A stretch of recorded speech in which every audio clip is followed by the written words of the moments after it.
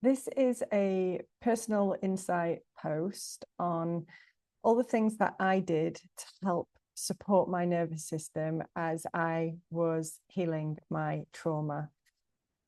I was experiencing the consequences of chronic traumatic stress, relational trauma, and loss and acute traumatic events, um, all at the same time.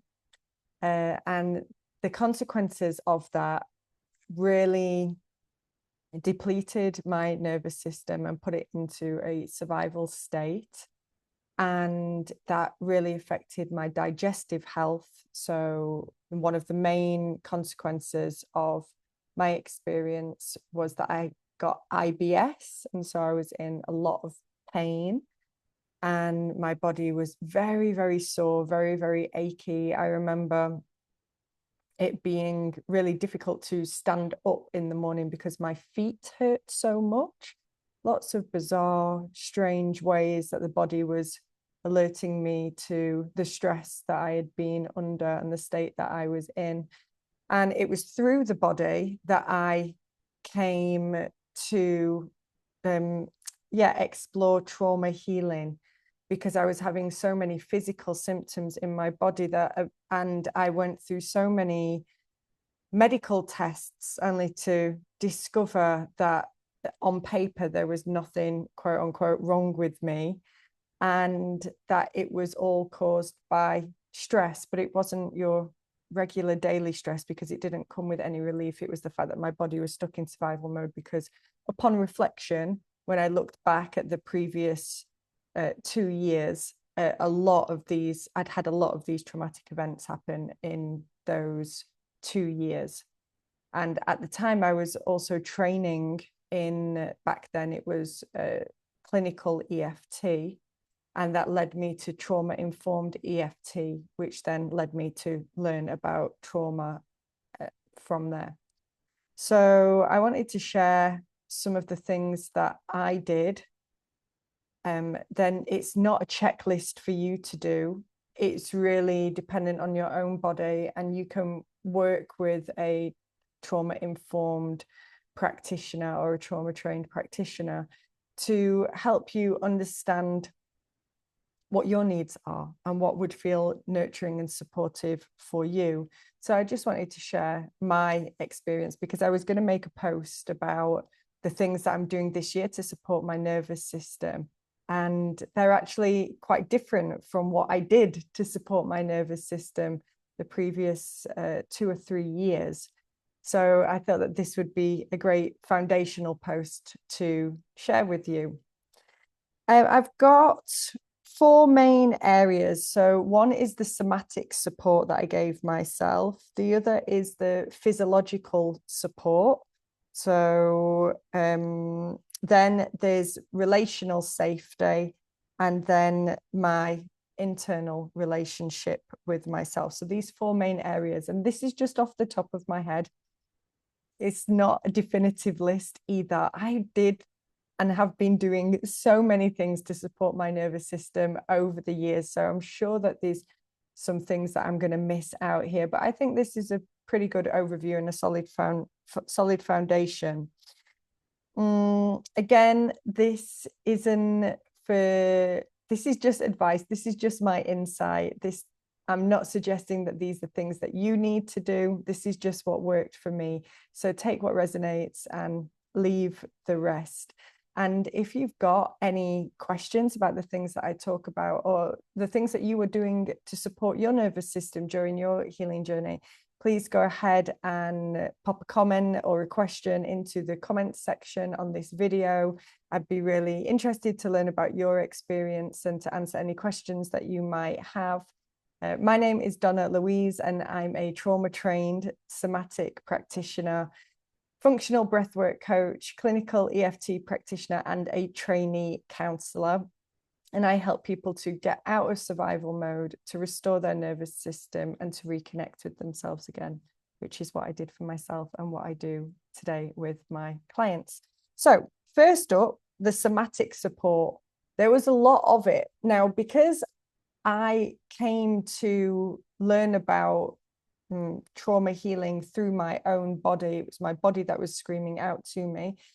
I didn't have a huge amount of overwhelming thoughts or, reoccurring thoughts, or I wasn't on a thinking loop. This was very much an embodied experience for me. And I couldn't find a lot of advice out there about that, because when people spoke about the anxiety that I used to feel, or that people would speak about anxiety, all the things that they spoke about, I couldn't relate to, but I knew I felt anxious. Actually, I was feeling hypervigilant and on high alert because I was in survival mode. And there wasn't the advice out there that matched the way that I actually felt about my anxiety. So then I began to learn about the nervous system and about my body being in survival mode, and all of that made sense to me. So my first point of call was looking to the body and working with the body, and that included me doing a lot of body work. Surprise, surprise. So body work looks like I started going for acupuncture. I started going for massages. I'm currently living in Vietnam. So both of those two things are so lucky because they're really quite affordable to do here on a bi-weekly basis. So I wanted to, work with my body, with my fascia, with my muscles to help, move out and release the tension that was stored in my body. And then I had acupuncture to help release energetic blocks as well. I was doing a lot of somatic based exercises, something in particular called non-linear movement. So exploring movement within my body that wasn't your typical regular movement, which is very up, down, turning left, right, forwards, backwards. A lot of us live in these very linear pathways and move our body in very linear ways. You can see as I'm moving my hands here. And non-linear movement is where we move our body in cyclical movements, in circles, in waves, in spirals. And this is to give more, expand the body more, expand the fascia, expand the nerves more. And with it, that brought a lot of release of tension for me. So I still practice non-linear movement today, and I still go for massages and acupuncture occasionally, but that's not so frequent. I also found dance to be extremely cathartic. So I noticed that I was releasing a lot of suppressed sensations and emotions when I was listening to music and when I was freestyle dancing. And this became something that I would practice almost on a daily basis for quite a few months, or I would put time aside at least once a week to listen to music and to have a good dance. And I did all different types of music. It wasn't anything in particular, whatever I was in the mood for. Sometimes it was, a good old song from when I was growing up, or like some music that I liked at the moment, or some classics, or some music that was similar to what they use in ecstatic dance. So no vocals, just different sounds that you can move your body to in different ways. That was really, really impactful for me as well. And I still practice dance weekly today, as that is something that really helps me feel embodied and connected to my body. And still today, occasionally I will have a release of tension from my body doing dance, and hold space for that and don't overthink it, and just let my body process what it's bringing up. I also did, as a clinical EFT practitioner, I did a lot of EFT. So if you don't know what EFT is, this stands for Emotional Freedom Techniques. And it is a clinically, scientifically proven technique for helping to regulate the nervous system and the amygdala in the brain, which is our fight flight, our body's like alarm system, and our hippocampus, which is where our memories are stored. And it reduces cortisol as well by, I think it's up to 46%, I think. 1 hour of EFT tapping reduces cortisol in the body. And this is where we tap specifically on certain acupressure points whilst vocalizing, whilst talking about whatever we want. So in this case, it might have been what I was somatically feeling, or it might have been specific conversations that I had, or ones that I didn't have, that I wanted to have, that I never got the opportunity to have, or memories and things like this. So I practiced EFT very frequently because I am an EFT practitioner, and I went to weekly EFT sessions with my therapist. That was for about 6 months, and then they moved on to bi-weekly. And I've only just stopped after 2.5 years of doing those bi-weekly clinical EFT sessions. I've not stopped forever, but I'm just exploring different things right now. And yeah, I don't use EFT the same way now as I did at the beginning of my healing journey. My relationship with EFT has changed, and new things have come in, which is great. So that's the somatic stuff that I explored as part of my healing journey, or some of it at the very least. Also kind of somatics, but more physiological. Like I said, I had really bad IBS. I was in so much pain with my IBS, and this was a solid 6-month journey. And I 100% believe that my IBS was a direct result of the chronic traumatic stress that I had been experiencing. And so I focused a lot on healing my microbiome. And your gut health is directly related to your mental health, is directly related to your endocrine system. It's directly related to so many different parts of the body. And my gut health was in a terrible state because of all the stress that I had experienced. And I focused on healing my microbiome. Now, I also practice herbalism. So I invested in drinking things like kombucha, sauerkraut, kefir. I made my own pickles,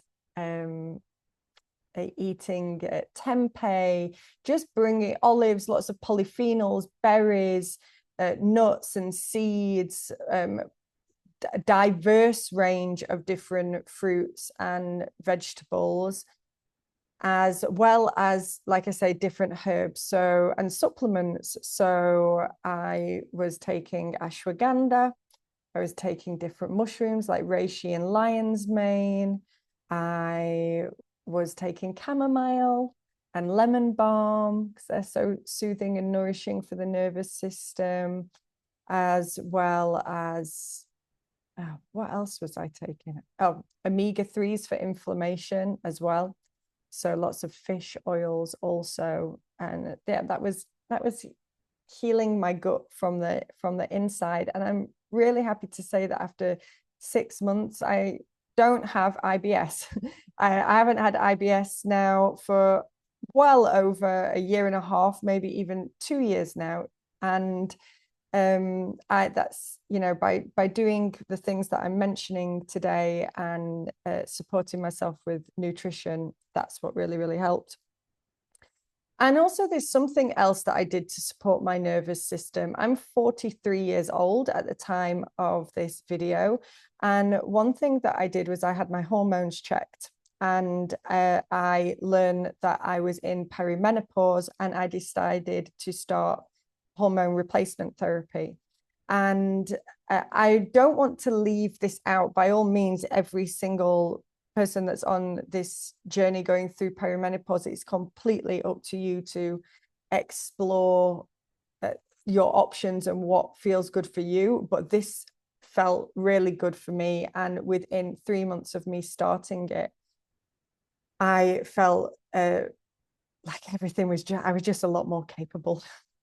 of doing everything once the estrogen supported all the different functions in my body, because estrogen and our sex hormones aren't just supporting our sex organs, they are supporting our entire body. And so while this isn't a direct link to healing trauma, I don't want to miss it out, because it has been such a huge part of me feeling more regulated. And I think one of the things that I think as well is that in my experience, like as I lost estrogen going through this season of my life, we are just left so much more raw and exposed to the things that we previously suppressed and repressed over the years. And this is what calls a lot of women to go on their healing journey as well. So I don't want to leave it out, because it's been a really critical part of me, feeling regulated and capable, and to do the work, regulated and capable to do the healing work that I'm talking about. Next is relational safety. Co-regulation is really important. It is so important for healing. I would even go as far to say that it is incredibly hard to heal. I don't even know if it is possible to really fully heal without co-regulation. We as humans are designed to connect with others, and not connecting with others is something that does dysregulate us and does cause trauma in the nervous system. That is well documented. And so building relational safety. Now, if you don't have safe people around you, or when I first moved back to Vietnam, I didn't have a friendship group here. And I was alone for about 6 months. I didn't have any friends for about 6 months. And the person that I built that relational safety with was my therapist. And the healing that comes from somebody hearing you, that is not giving you advice, that doesn't already know you, that is just holding space for you to share your experience the way you want to share it, without any judgment, is quite possibly the most influential healing tool that there is. So working with my therapist, and it's not always very straightforward to find the right person to work with. So it does take a little bit of time, but I put in the time, I found the person, and it's the most valuable relationship one of the most valuable relationships in my life, and it was definitely probably the most critical tool that I used in my healing journey. And then that leads out to building friendships and building trusting, safe, meaningful relationships, deepening friendships with my family and my friends back at home, but also with the new friendship group that I created here, and connecting with people that I felt safe to talk to, and that I could be there for them, and that they were there for me. And that those friendships, having those safe people to go to turn to, is so deeply healing. And so that is also a big part. I remember actually there was one, it was about 6 months after I'd got here, and I was like, this is the missing piece.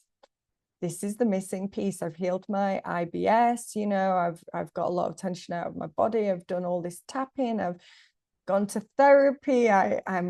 Got a lot more self-awareness. I'm doing the breath work and things like this. I got into breath work a lot later on, actually, but I remember thinking to myself, like, I need friendships, I need connection. And that is also, not only is it incredibly healing, but it is a sign of you healing, because often when we are on our healing journey, we want time alone. We need to self-regulate. And I needed that time alone to myself, to be able to, not explain myself to people. When they said, "How are you?" That was the most difficult question to answer. And so, when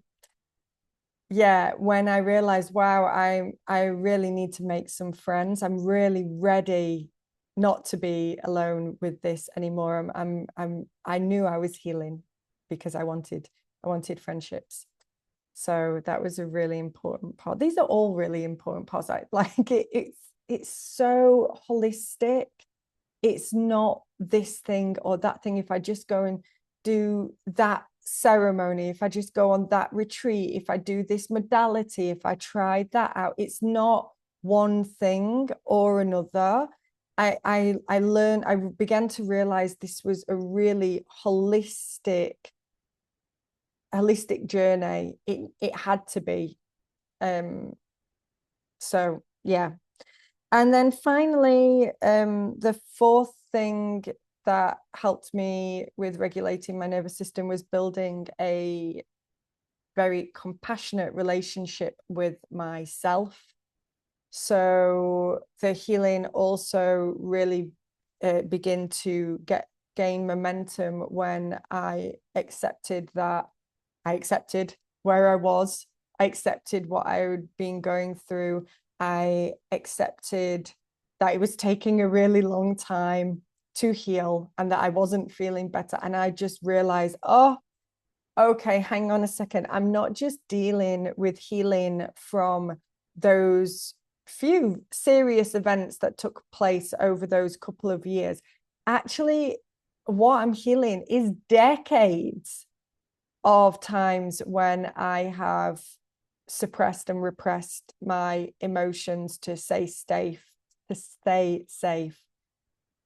All the opportunities that I've missed out on, all the times I put my needs after somebody else's, like all the conflicts that I'd had, all the other times that I'd had like mini traumas that I hadn't had the capacity to integrate and to heal and to process at the time, either because I just didn't have the resources, I didn't have the support, I didn't have the emotional capacity, I didn't have the emotional intelligence. I mean, decades of it.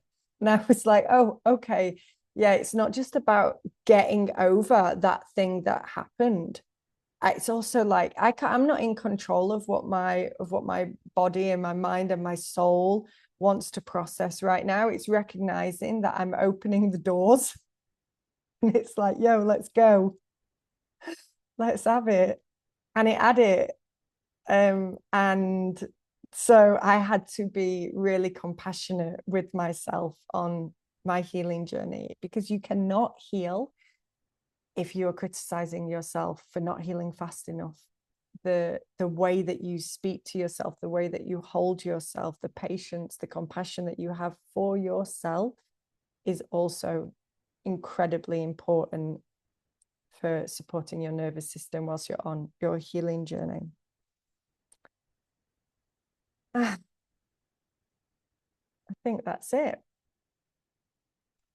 Thank you so much for listening. I hope that my experience has been insightful and interesting to you. Like I said, please pop your comments, your questions, your thoughts, your theories into the comments box. I'd love to read them. My name's Donna Louise. I am a trauma-trained somatic practitioner, a functional breathwork coach, a clinical EFT practitioner, and a trainee counselor. And as I said, I help people get out of survival mode, restore their nervous system, and reconnect with themselves, because that is the journey that I had to go on. They are the three things that I had to do. And I'm still enjoying being on that journey, even though I'm at a much different place with it now. I know that it is possible with time and patience and compassion and the right support. And I hope that you are able to give those things to yourself as well. Thank you so much for tuning in, and see you soon.